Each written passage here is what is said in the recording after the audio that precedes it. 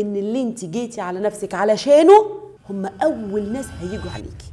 الدنيا دي في نوعين من الناس، نوع الناس بتسميهم طيبين، والنوع التاني الناس بتسميهم أنانيين شايفين نفسهم. النوع الأولاني اللي هي الطيبين، بس مش أي طيبة، الطيبة المؤذية. الناس دول دايما بيجوا على نفسهم عشان خاطر غيرهم، ما بيعرفوش يقولوا لا أبدا. دايما عندهم خوف دفين، خوف من الرفض، خوف من الوحدة، خوف من الغلط، خوف من ان الناس تبعد عنهم.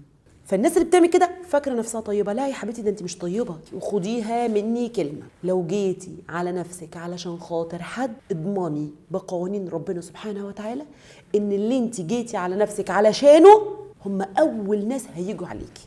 الشخص التاني بقى اللي انتوا بتقولوا عليه متكبر ومغرور، لا، ده عارف كويس قوي قوي حقوقه، وعارف واجباته، وعارف انه ما يقدرش يجي على نفسه عشان خاطر حد، وعارف ان هو نفسي اولا ثم الاخرين. الشخصية دي بتلاقيها عاملة لنفسها كرامة، عاملة لنفسها حدود، عاملة لنفسها قيمة، زي ما هتدي زي ما هتاخد.